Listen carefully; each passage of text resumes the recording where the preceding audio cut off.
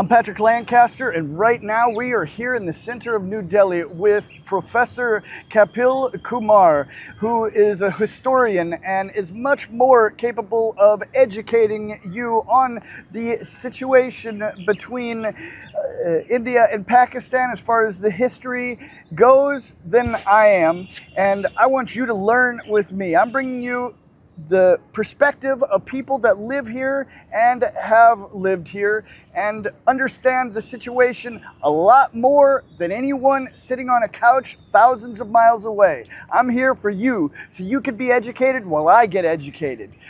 So we're going to be learning a lot today. Make sure you watch the whole video to really get the full educational bit of it. And I hope you enjoy it. So please like, share, subscribe, comment below what I'm doing right, what I'm doing wrong, what else you want to see.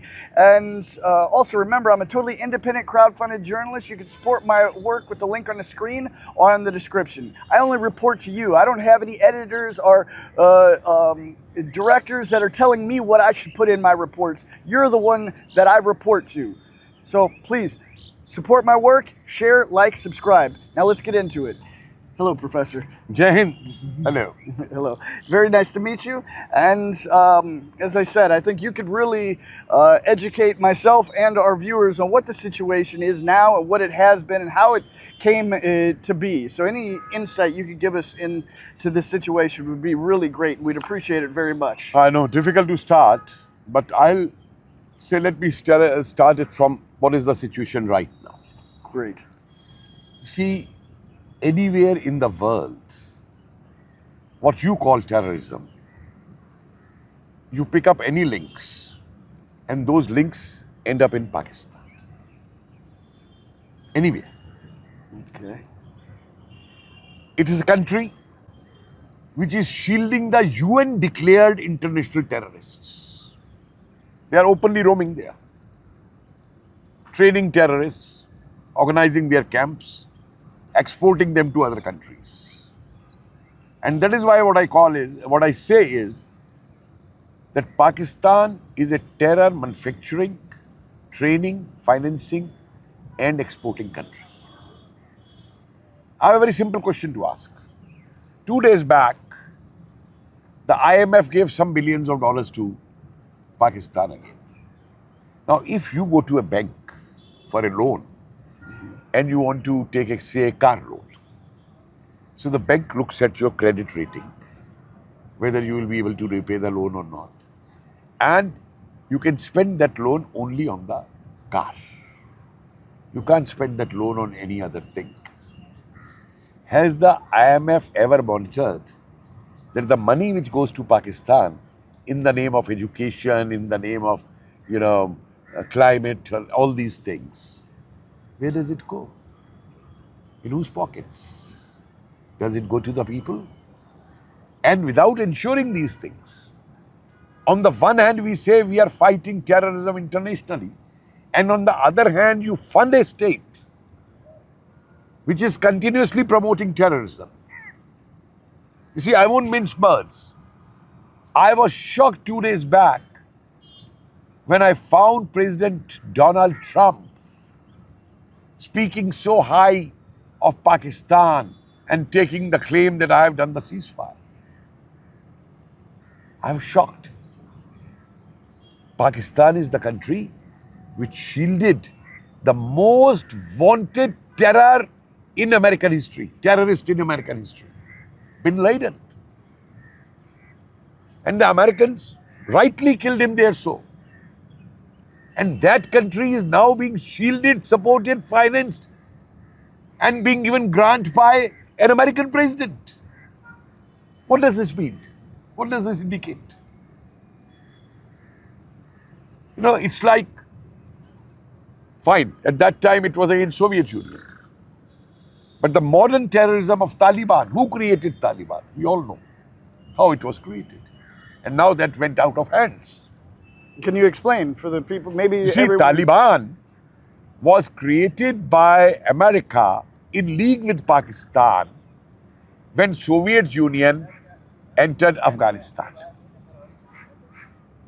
And the slogan given was of Islam, that these communists and Soviets will finish Islam in Afghanistan.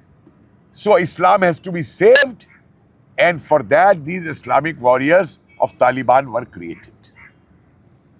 Now they went out of hands of America. They went out of hands of Afghanistan, Pakistan. We know what is the relationship between Afghan Taliban and Pakistan today. They are attacking Pakistan. So whenever you will use religion for these purposes, it will boomerang. Now the question comes, we have had a history. I don't want to go how Pakistan was created and all. Artificial state made in the name of religion. Two states made in the name of religion by the British in the world. One Pakistan, the other Israel. And we see the histories. I don't want to go into the detail. Though I support Israelis, let me tell you that. Okay. I support Israelis. If you'd like to get into it, we've got all day. I support it. You see, the British, knowing India's potential, would have never left India into one huge country, one huge empire which they were ruling.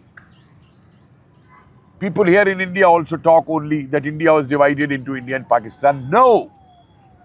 The British divided India into 566 countries. All the princely states which were a part of the British Empire. The British Empire had two components in India. One was British Indian provinces, the one was British Indian princely states. They were not independent countries. And when the British left, they said paramountcy has left, made them independent countries and left it to them, which you may join, which union you may join, which union you may not join. And thus created a permanent problem for that. That is where the Kashmir problem came. Okay. Under those conditions only, the options were there before the states, whichever country they may join. Kashmir decided to join India. And it was the rulers of the state who were deciding. So the ruler of the Kashmir decided to join India. And Pakistan wanted Kashmir, saying that Kashmir has a Muslim population, it should be with us. And logical, no, or not? No. Why I'll say logical? Okay. When they give this slogan of Muslim, Islam being one, then you tell me, why these the Pakistanis raped 200 Muslim Bengali women in East Pakistan when Bangladesh was created? Why did their general Ziaul Haq in Jordan killed 10,000 Muslims of Hamas soldiers there when they were posted there as UN soldiers? I'm talking of historical facts. The Balochs in Pakistan, they are Muslims. Why do they kill Balochs? Why do they kill Sindhis? Why do they treat these Muslims who went from India, call them Muzahirs, as second-rate citizens? Why do they, within Muslim, Ahmadiyas is a sect which was at the forefront in creating Pakistan and demanding for Pakistan. They have declared them non-Muslim. They kill them, they break their mosques. Pak-occupied Kashmir, they are Muslims. How are they treating them? And forget all. Afghans are Muslims, this Taliban is Muslim. Then why is Taliban now fighting with them? So this whole logic that religion is the basis for this kind of politics is wrong. Because if that would have been the case, the whole Europe would have been one Christian country. The whole of West Asia and all this would have been one Muslim world. So why different countries? So this whole logic of Pakistan. You see the number of Muslims who stayed back in India. Though Pakistan was created in the name of Islam, a separate country for them, was much more than the population of Pakistan in 47 itself. Even today, the number of Muslim population is much more than Pakistan. But yeah, I've seen here in Delhi, there's many I'm telling you, Muslims as well. I'm telling you. Anywhere. And they don't have any problems here. And you see, the world is failing to understand one thing. That it is not terrorism, I said, it is a psyche. You may kill 1 Bin Laden. You may kill 10 terrorists. Then 20 others are born. Why? Because it is a psyche that what Pakistan and all these countries are creating not terrorists, I'll call them Ghazis. Ghazi word means a soldier of Islam who gets this title of Ghazi after either killing, converting, or enslaving the Kafirs. And who are the Kafirs? Anyone who does not follow Islam is a Kafir. So it is not applicable to Hindus only. If in India they say the problem is because of Hindu-Muslim, why is the problem in Europe? Why would they kill a cartoonist in France? Why would their mullahs in England, Norway, America also are shouting at full of their voice that the whole world will be Islam one day. Islam will rule the whole world. What are they doing in England? You have seen those, they call it grooming gangs. The rapists of innocent girls, 10,000, more than 10,000 innocent girls raped over there. And the 364 MPs defending them, refusing to hold an inquiry against them. Anyway. So, coming back to the Indian scenario, when these countries were divided, England wanted to have its own hold. They never wanted Travancore to be joining India because they wanted to control the Indian Ocean from there. They wanted to keep Kashmir independent because they can control Central Asia from there. It's the geopolitics. People don't take into account the geopolitics of that time. While they only talk the communal issue and all, Hindu-Muslim, that India was divided. There are geopolitical reasons for that. If there's many Muslims in India, why is Kashmir the really center point? No, I'm coming to that. Okay. See what happened in first week of September. I think the date was either 7th September or 9th September, 1947. There was a massive riot in Peshawar, that is in Pakistan, northwest frontier provinces. Because the Pakhtuns there, they were Muslims. Okay. They never wanted to join Pakistan. Their leader, Badshah Ghaffar Khan, had stated that if an East Pakistan can be created, a West India can also be created. We want to join India or make us independent. So there was a huge rioting there, and this rioting in Peshawar was not Hindu-Muslim. It was between these Pakhtuns, Pathans, and the supporters of Muslim League, which alarmed Jinnah and Liaquat Ali, the leaders of Pakistan at that time. What to do? Because Afghanistan supported the demand of Pathanistan in 47. So they realized that from this side India is there, Sardar Patel is integrating India. From this side Afghanistan has declared Pathanistan, support to Pathanistan. These Pathans are revolting, so we will be sandwiched where we will be. So that time, again they used the same slogan which they used when the Taliban was created, that Islam is in danger.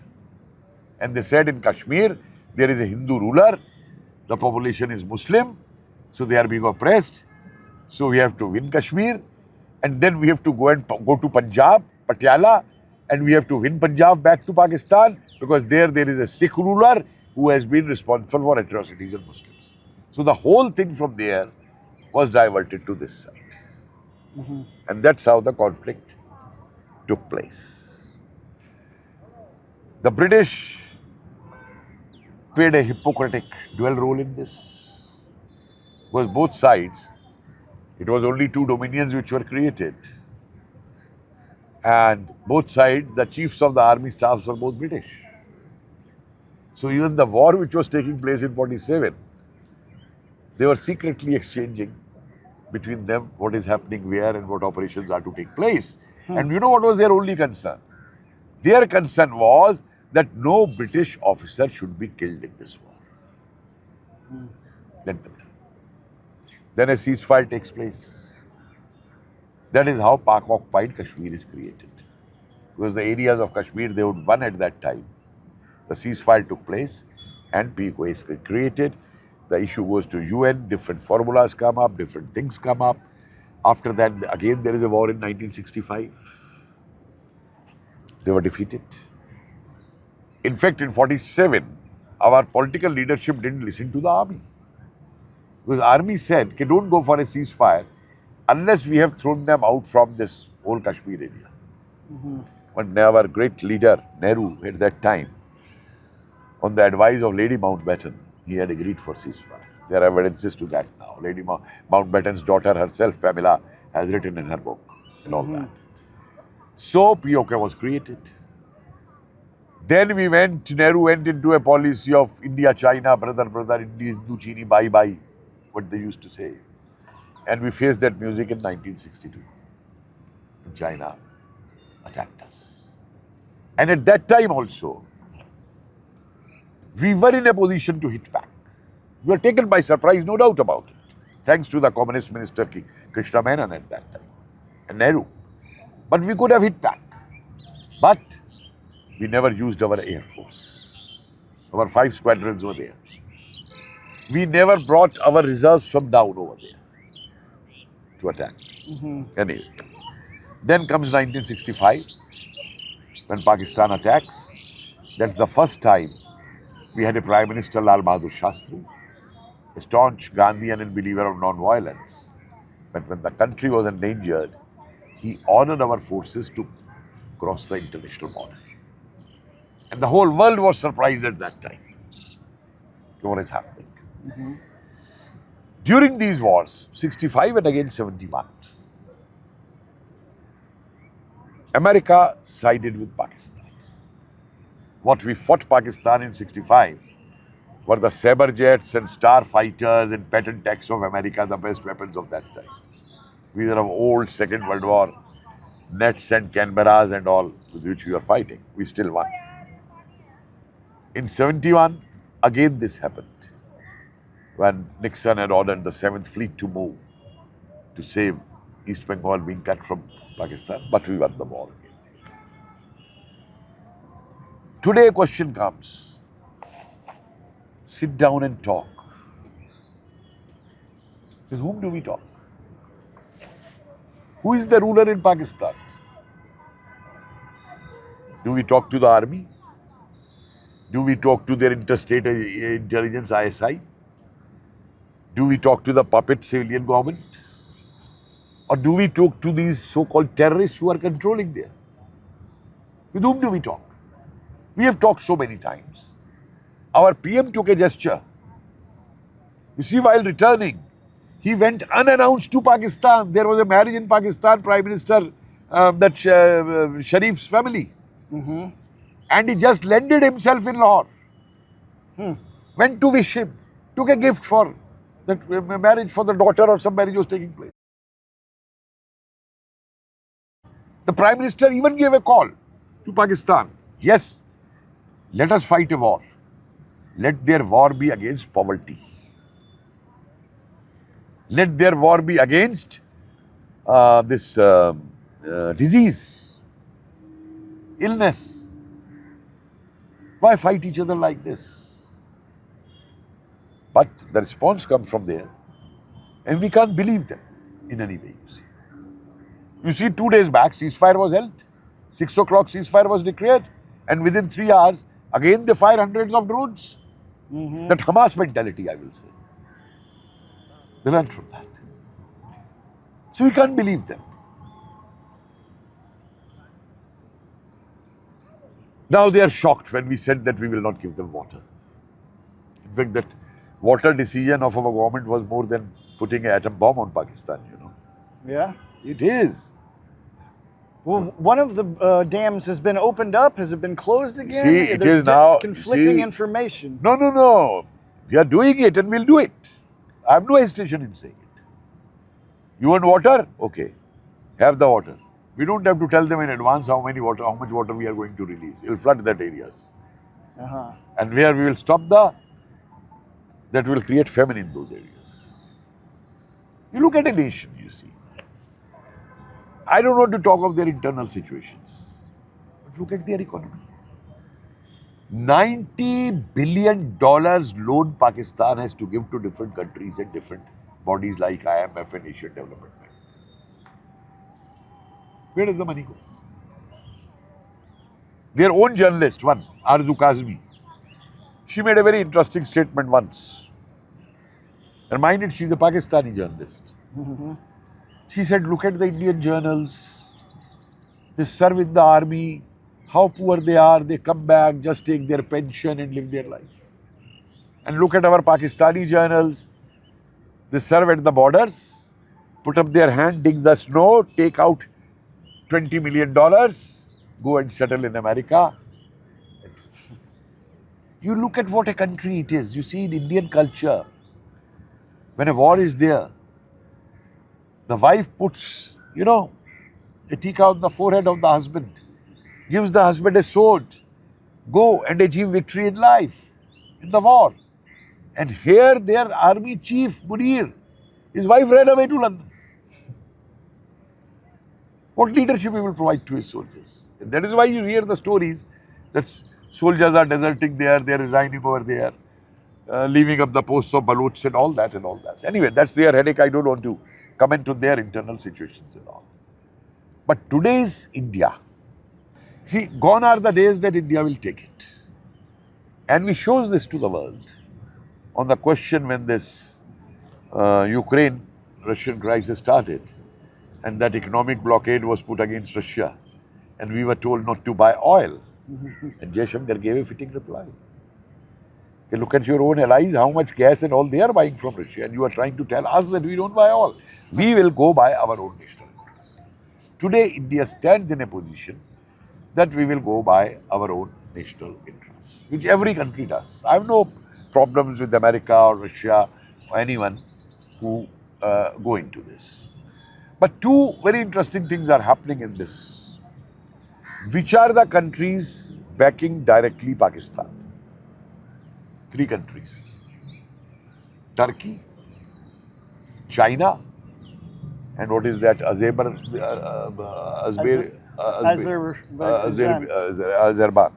Yes. Now, you know better than me, you have been in that area. The Turkish drones were given to Ukraine and they created havoc over there on the Russian front. I was actually on the front in Nagorno-Karabakh when I first came across the Turkish drones, and in the Russia-Ukraine war as well. I wish you would have been here at our borders also. Okay, when these Turkish drones were fired on India, where did they go? Each one of them blasted near Sargodha, in that Kirani area, what they call. Put them to knees. They went running to Trump. And I have an assumption, I don't know how your audience will react to that. Friends, this whole thing of Pakistan having an atom bomb. That's the big question. Is a hoax. Yes? Yes, why I'll tell you. Very often we get this news. The day America wants, they will control their atom bombs. They will take care of their atom bombs. They will not get it go to lose. Okay. I firmly believe that if Pakistan had an atom bomb, and knowing its economic conditions and knowing its psyche of jihadi fanatic Islam, by now he would have sold the bomb to either Taliban or to Hamas or Hezbollah. Someone was, I think it was Saudi prince or someone who was asked this question. Why don't you make atom bomb? So they had said, we'll borrow it from Pakistan. Now I'll say, provided Pakistan has it. And I have my feeling that these bombs, bombs which are there in Pakistan at 2 or 3 sites, they are American nuclear bombs where American some regiments are stationed. You think? Yeah. Because America immediately rushes a plane to check the radiation thing over there. And to see what is the use geopolitically of America for Pakistan, of Pakistan. They want to control the Central Asia part from it, to keep an eye on China from over there. That's why they had their bases over there. Why were they supporting? Why F-16s were given? They always said not to be used against India. In 65 also it was said these Sabre jets and Star fighters and Patton tanks are not to be used against India. And they were used. And now also, you see the begging bowl of Pakistan is so big that to every country it goes with a begging bowl. And what a formula these Pakistanis have now, a very interesting formula. I was listening to one of their own comments, their journalist commenting, saying, we don't have to worry. All these countries who have given loans to us will come and save us. Because if we are wiped out, who is going to pay back their loans? Who will pay back their loans? Well, what an argument. So you can do anything in the world you want to. But to be clear, you're saying that they're not going to use them because they're not really theirs to control. They are not theirs. Every day they admit, you see, they are such funny ministers. I remember one of their railway ministers who made a statement many times. We have got atom bombs which are in weight 200 grams or 300 grams.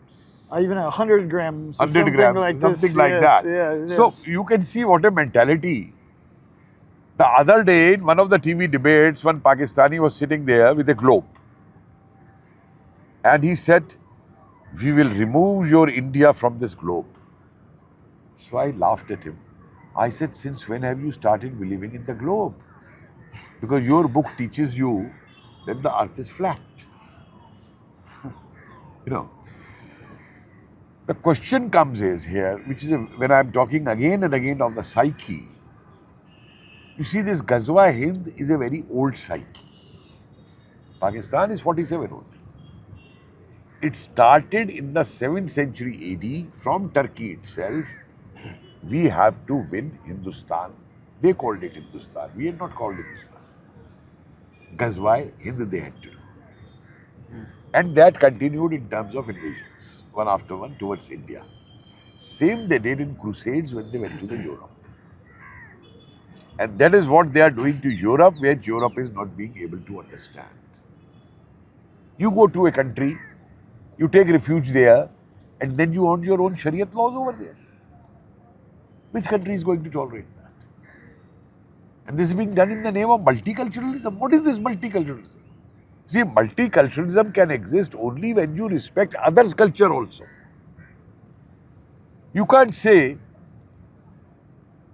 that I don't respect your culture, my culture and my laws you have to accept in the name of multiculturalism. You see, India gave the world a slogan long back, when many civilizations were even not born. Sarv Dharv Sambhava. Let all religions flourish. And there was another slogan, Vasudev Kutumbakam. The whole world is a family. Our Prime Minister very often repeats both of these.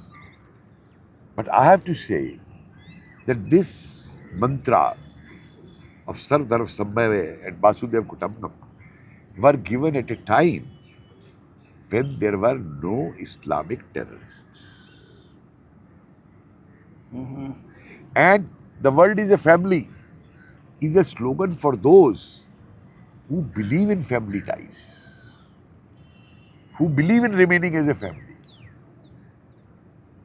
But those who want to forget us, you must have reported yourself, Yazdis. What they did to Yazdis few years back. Say again? Yazdis. What they did to them. Can you believe in 21st century, the women being caged and sold as slaves and raped? And I hear a Pakistani lady boasting, I am very proud that my husband has a Yazdi woman as a slave. What is this psyche? Can you, excuse me, can you explain a little bit about the Yazidis? You see, Yazdi is a very small religion in West Asia, in the areas of Iraq and little bit in Turkey, Iraq and these places. And when this Al-Qaeda came and ISIS came, they started harming their temples, they started enslaving them, they started killing them, they started raping their women. Open, and they publicized it. What they were doing, you see, all these websites were full of their photographs. You tell me, what was his name, David? The journalist whom they butchered. The terrorist who butchered has been killed by our planes now, missiles in Bawalpur. What is this psyche? And you talk of multiculturalism, you talk of secularism. And you do this. So we have to understand that we are fighting a psychological war. It's kind of a civilizational war now, which the Pakistani chief of the staff, that Munir himself declared, that Hindus are a different culture and we are a different culture. He makes a statement in an international gathering. So what is this? And that's what I'm saying. Okay, please don't take these incidents as isolated incidents that some operation is taking place in Bangladesh or somewhere in Pakistan. What is the condition of minorities in Pakistan? Christians, Sikhs, Hindus, Shias, Ahmadiyas, Bohras. How are they treated? Young women, young girls are abducted, forced to marry, do nikah, or murdered. What are they doing? And we keep quiet. These are a part and parcel. You look at the map which Al-Qaeda has made and ISI has made. Right from West Asia to Indonesia, they have covered it green. This is going to be the Islamic thing in Asia. Only 6 countries are left in between. India, Nepal, Burma, Thailand, Ceylon and Bhutan. And that's what they started. They started in Bangladesh. They wanted to do in India. But they got a befitting reply from the Indian Muslims. They thought that we will do this and Indian Muslims will side with us. But they got a reply. The most, I think, strongest spokesperson in India of Muslims, Owaisi. He threatened Pakistan like anything. And spoke for that. So, where are we heading to? We can't believe Pakistan, a word of Pakistan which it says. I cracked a joke yesterday on one of the TV channels for a lighter side of your audience. You see, in Pakistan, the dogs always remain terrified. And I was told by a Pakistani diplomat only once that a Pakistani dog was coming to India, very strong, and an Indian dog, very lean and thin, was going towards Pakistan. So they met at the border. So the Pakistani dog asked, "Why are you, brother, going to Pakistan?" He said, "Look, I'll become strong there, eat and like you. But why are you coming to India? You are strong enough." He said, "My problem is that in Pakistan, I'm not allowed to bark." And today, after these 3 days war, I call it war, I don't call it just hostilities and all that. I said, the Pakistani dogs are very happy now. Because now they are attacking. Someone is barking at their chief of army staff. What did you do? Someone is barking at their prime minister. You hid in the bunker. Someone is barking at these terrorist jihadis. You brought this to us. So it is for them to look what they want to take. You see, my assumption is that these people don't want any modern things, any progress. They are happy in a feudal setup. The people or the government or the terrorists? No, the mullahs. You see, these mullahs, their bread is out of this preaching, you know. In every madrasa in Pakistan, jihad is taught.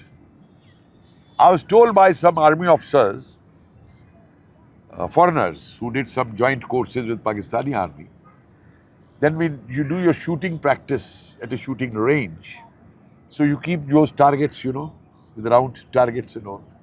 They don't keep a round target over there. They keep there the face of a Sikh or a Hindu. That is the level of it. And that goes for the normal people as well, or just the... you see, the normal people, I'll say, are got carried away by this. The liberal opinion there has been sidetracked. So there is, even the journalists and all, they don't have a free voice. Or the YouTubers and all, though many of them started speaking through the YouTube and all these things. But they have banned many. There were cases 2 months back when their journalists were abducted by the ISI. Arrested also, you must have heard those news stories. And the journal people, you see, religion, you see, this is when I was talking to you of Peshawar 47, when I mentioned. Convert into a religious war. Islam is in danger.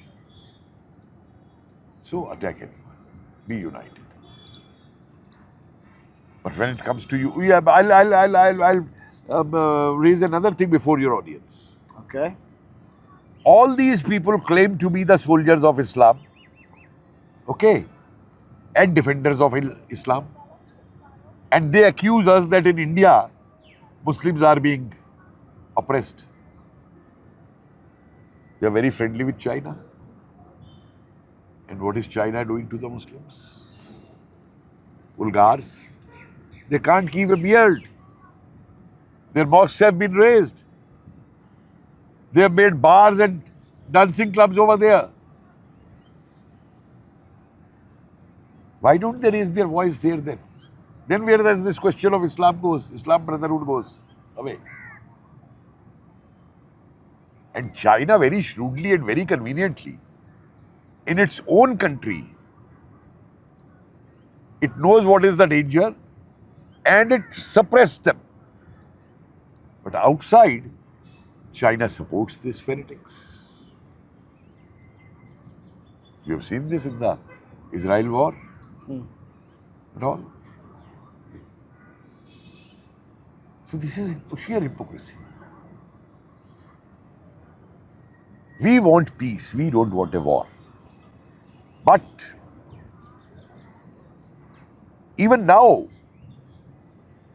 our official declaration was that this is not a war against Pakistan.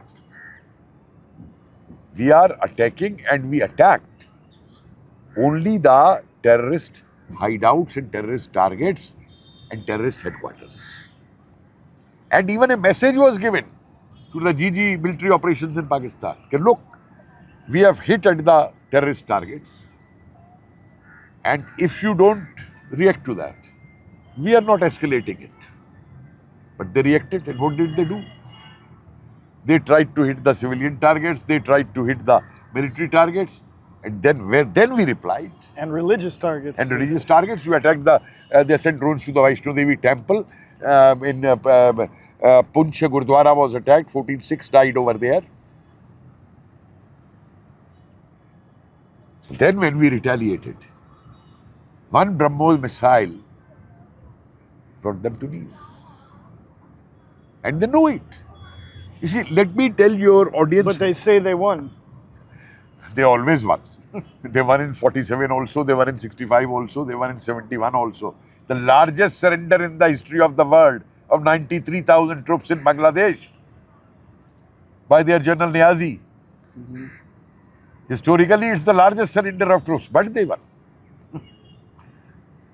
They won every time. In Kargil, they lost. You see what an army they are. They didn't come in to collect the bodies of their soldiers also. Today only, one general was telling me, Pandey, there's a place in Kashmir where a Pakistani captain had died in 71 war. And we had our Sikh regiment there. They didn't have a Muslim religious one to give him his rights. A Muslim preacher was called, and the grave of that Pakistani captain was made by us. And what happens?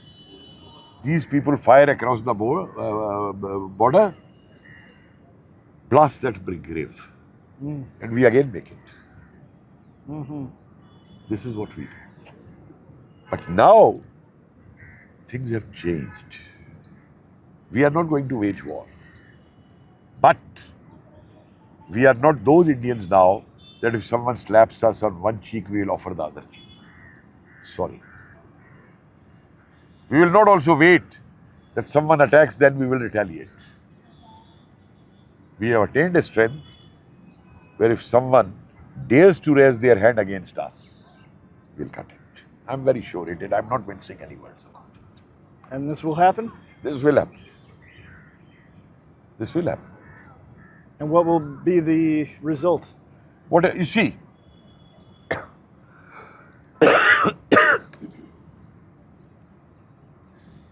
now talking very strategically, I'll tell you. What is Pakistan for us? Pakistan is a border province for us. If you covered the Iraq war or something, you remember. I was actually an active member in the Iraq war. Right. Yeah. So a missile will be fired by Saddam. That would be traced. The signal will go to Australia. From there, the message will be communicated, and you are able to blast that missile. Okay. From the Pakistan side, we need only 2 minutes advance notice. Like this? Yes? Someone was, I think, it was Saudi prince or someone who was asked this question, okay, why don't you make atom bomb?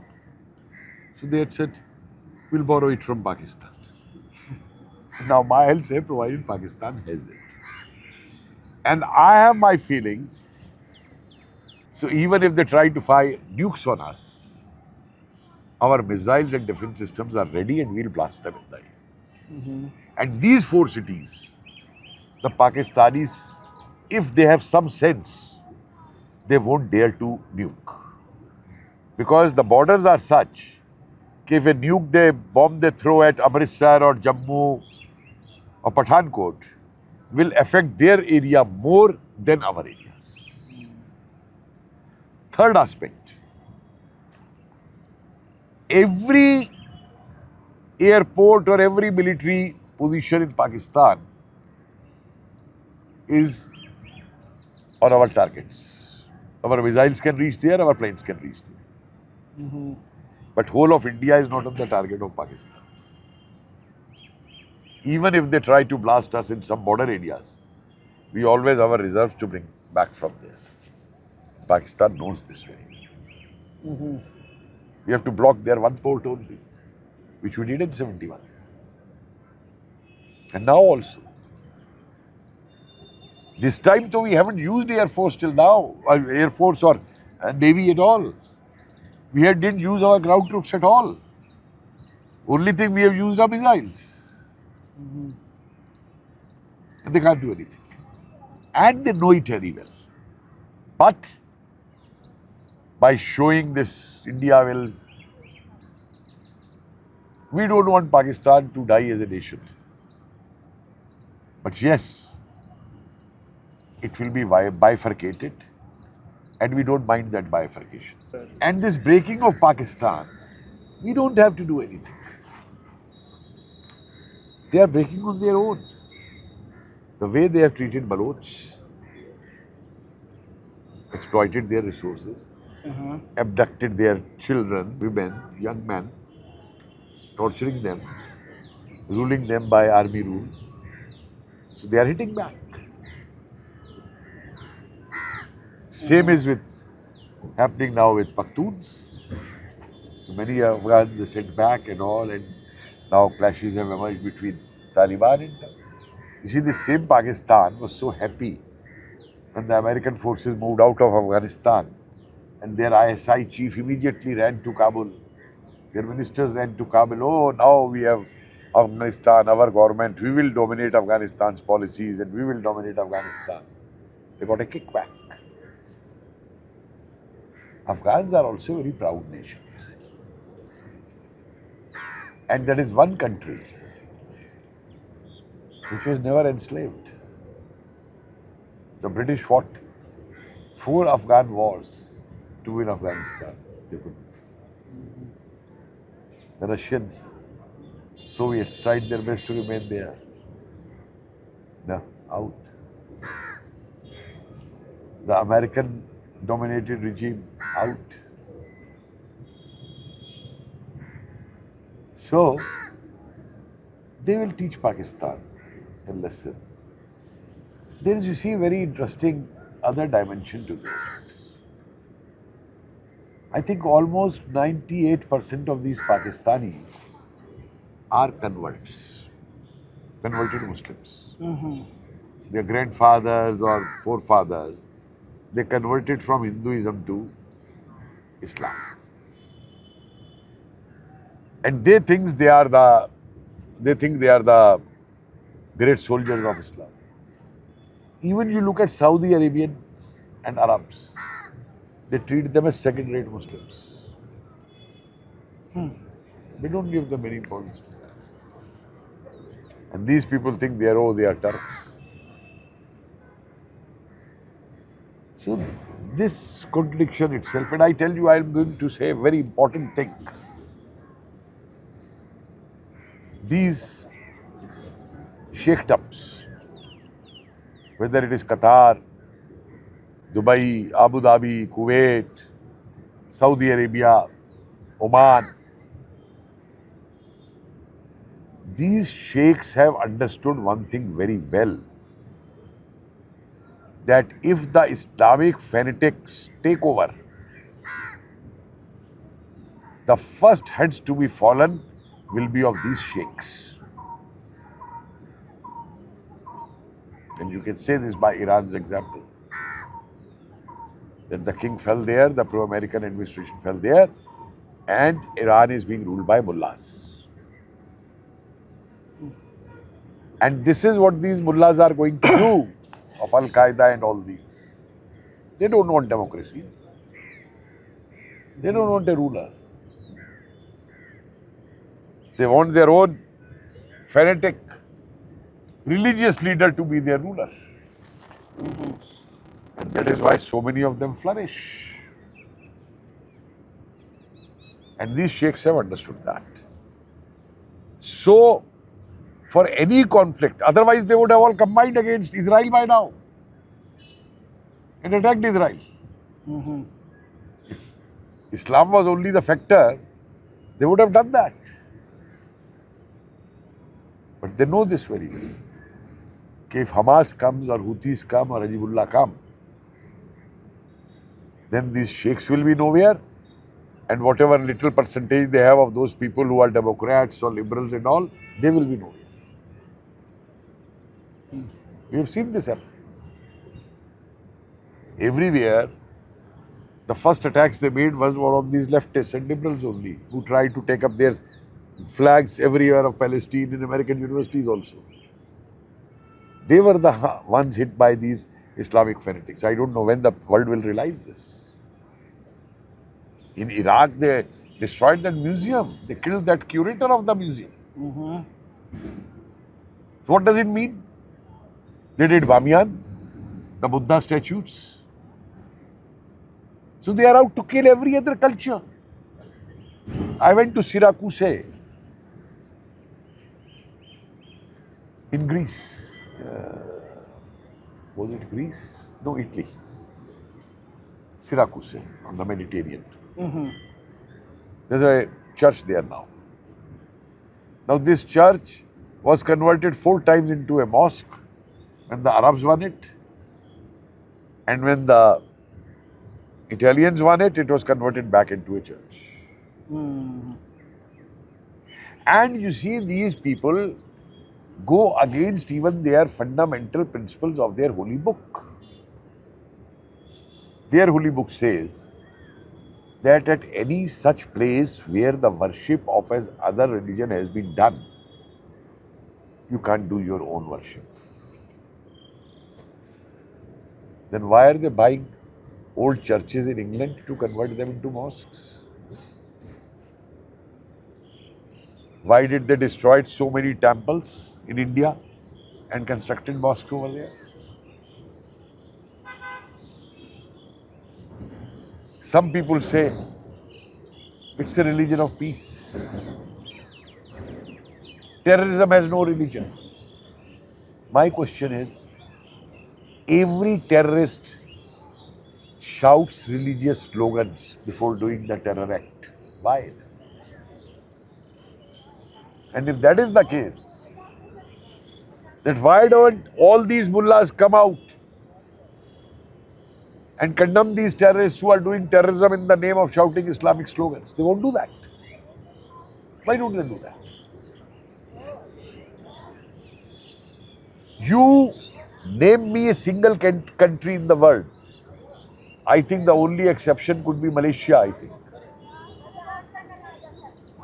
where this so-called peaceful religion went and did not convert people by sword. Name me a country in the world. Name me a country in the world where these people went of peaceful religion and they did not kill those who refused to be converted. Name me a single country in the world where they went and they did not destroy the places of worship, of heritage, of culture of other societies.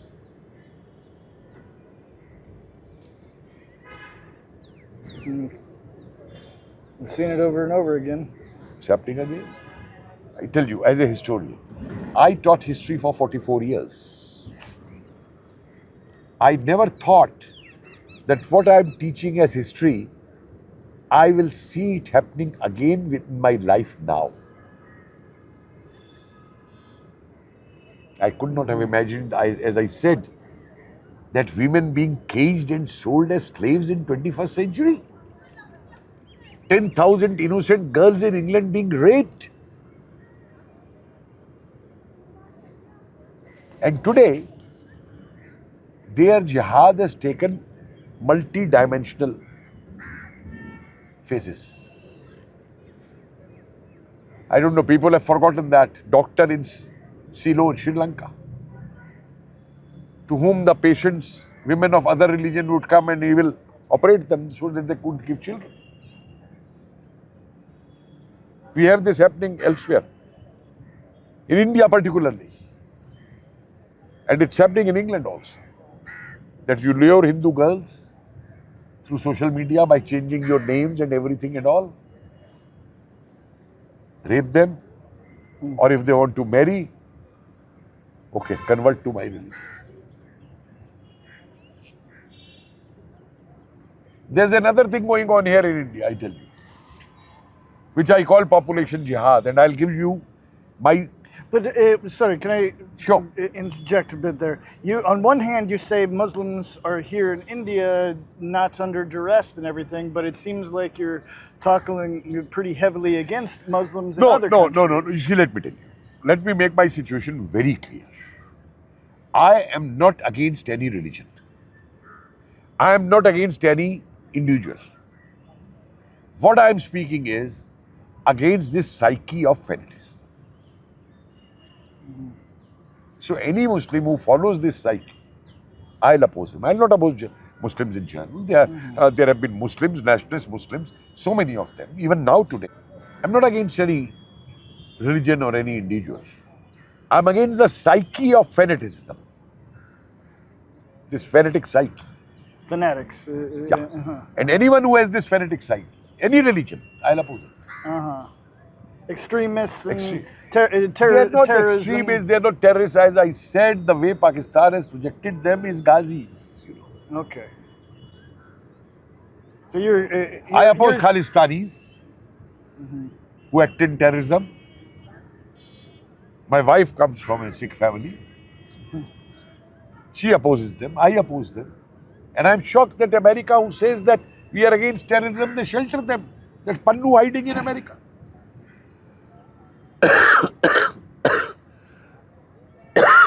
So the question here is,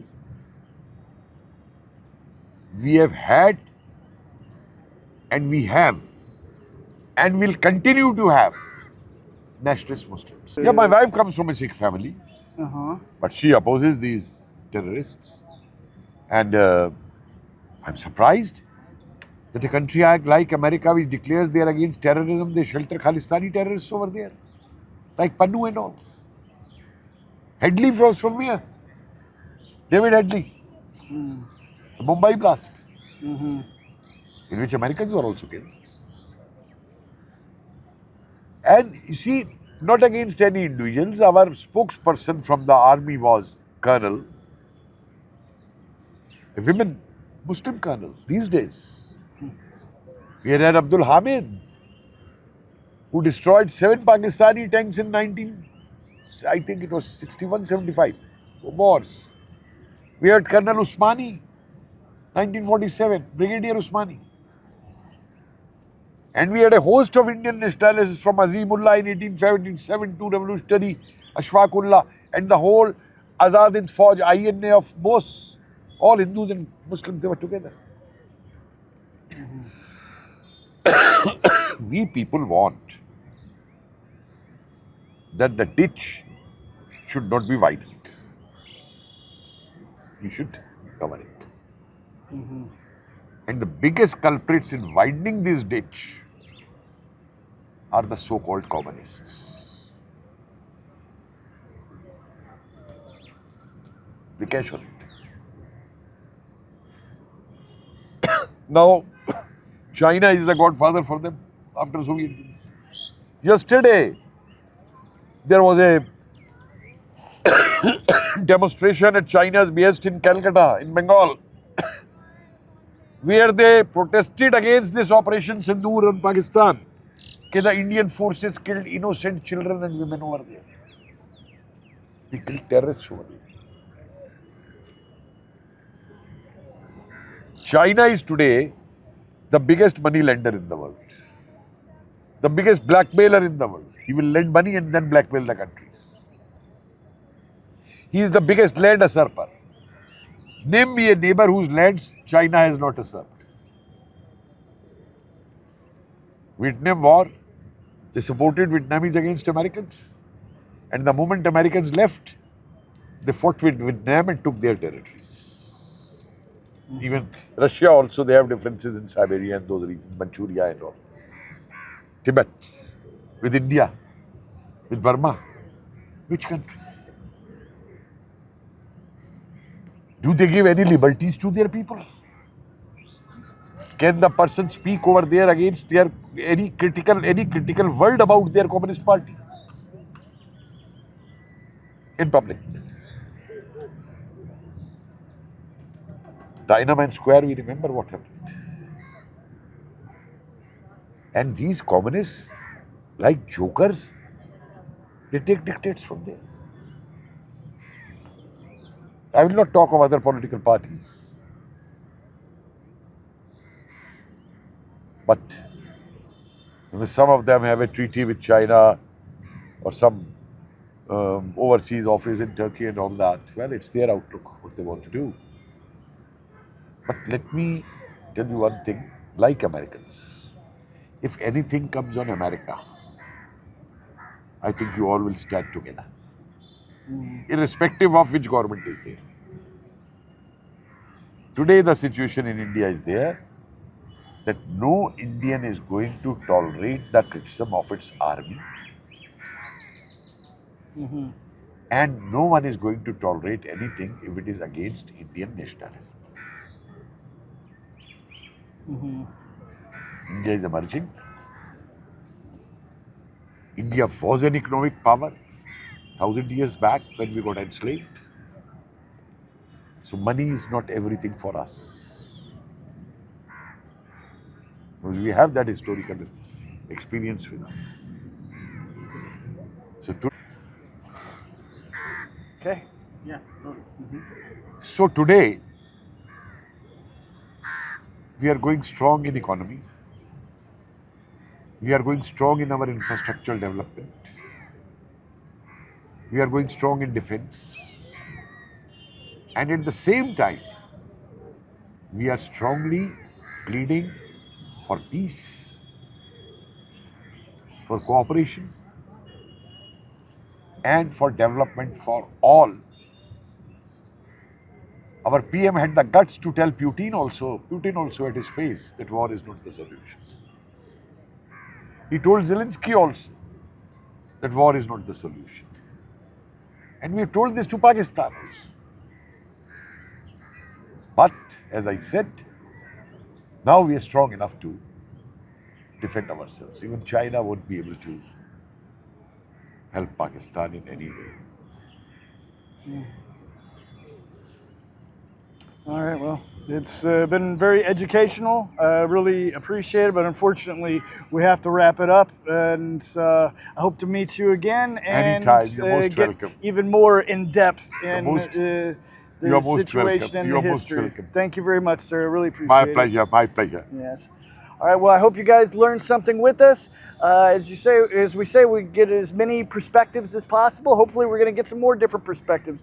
We show you the history from the perspective of this professor of history here in New Delhi, and we're going to keep on trying to get as many different perspectives as possible. Obviously, we're here in New Delhi, so we're going to get one perspective leaning a certain way, and that's the way it is. I'm showing you my piece of the pie. I can't show you all the perspectives, but I can show you what I can. So it's your job to get as much information from as many sources as possible to educate yourself to the fullest.